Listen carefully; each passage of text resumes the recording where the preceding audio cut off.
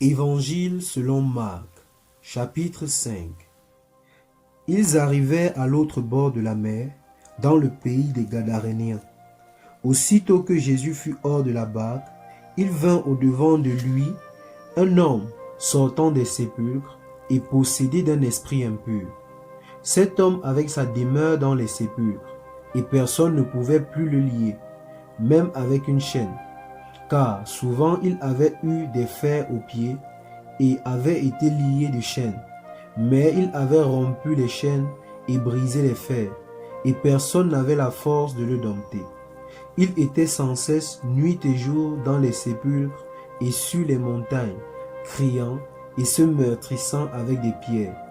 Ayant vu Jésus de loin, il accourut, se prosterna devant lui, et s'écria d'une voix forte, « Qu'y a-t-il entre moi et toi, Jésus, fils du Dieu très haut? Je t'en conjure au nom de Dieu, ne me tourmente pas. » Car Jésus lui disait, « Sors de cet homme, esprit impur. » Et il lui demanda, « Quel est ton nom? » « Légion est mon nom, lui répondit-il, car nous sommes plusieurs. » Et il le priait instamment de ne pas les envoyer hors du pays. Il y avait là, vers la montagne, un grand troupeau de pourceaux qui paissaient. Et les démons le prièrent, disant, « Envoie-nous dans ces pourceaux, afin que nous entrions en eux. » Il le leur permit, et les esprits impurs sortirent, entrèrent dans les pourceaux, et le troupeau se précipita des pentes escarpées dans la mer. Il y en avait environ 2000, et ils se noyèrent dans la mer. Ceux qui les faisaient paître s'enfuirent, et répandirent la nouvelle dans la ville et dans les campagnes. Les gens allaient voir ce qui était arrivé. Il vint auprès de Jésus, et il vit le démoniaque, celui qui avait eu la légion, assis, vêtu et dans son bon sens. Et ils furent saisis de frayeur. Ceux qui avaient vu ce qui s'était passé leur racontèrent ce qui était arrivé au démoniaque et au pourceau. Alors ils se mirent à supplier Jésus de quitter leur territoire.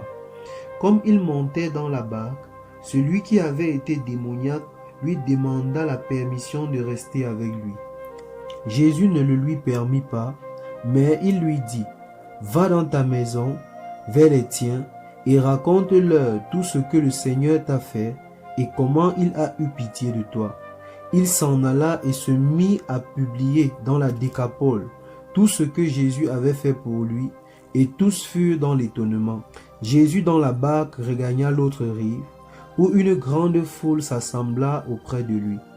Il était au bord de la mer.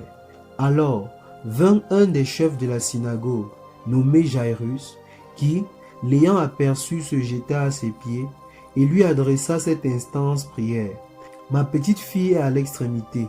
Viens, impose-lui les mains afin qu'elle soit sauvée et qu'elle vive. » Jésus s'en alla avec lui, et une grande foule le suivait et le pressait.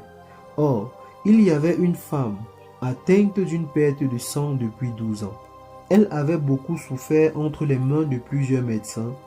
Elle avait dépensé tout ce qu'elle possédait, et elle n'avait éprouvé aucun soulagement, mais était allée plutôt en empirant.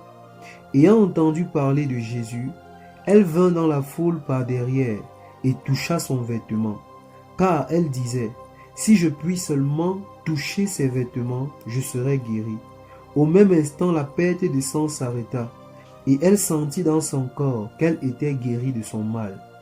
Jésus connut aussitôt en lui-même qu'une force était sortie de lui, et, se retournant au milieu de la foule, il dit, « Qui a touché mes vêtements ?»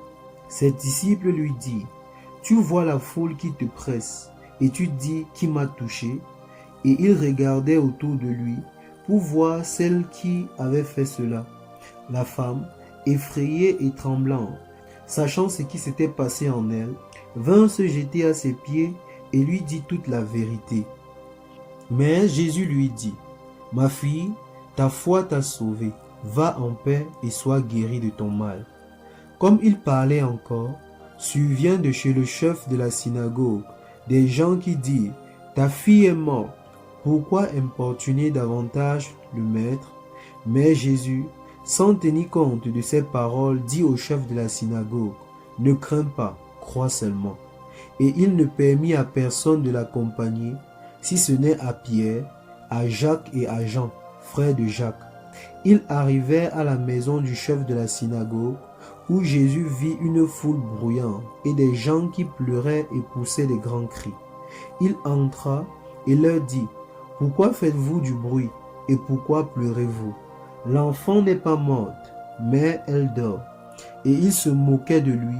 Alors, ayant fait sortir tout le monde, il prit avec lui le père et la mère de l'enfant et ceux qui l'avaient accompagné, et il entra là où était l'enfant. Il la saisit par la main et lui dit: « Talitha koumi », ce qui signifie: « Jeune fille, lève-toi, je te le dis. » Aussitôt la jeune fille se leva et se mit à marcher, car elle avait 12 ans, et ils furent dans un grand étonnement.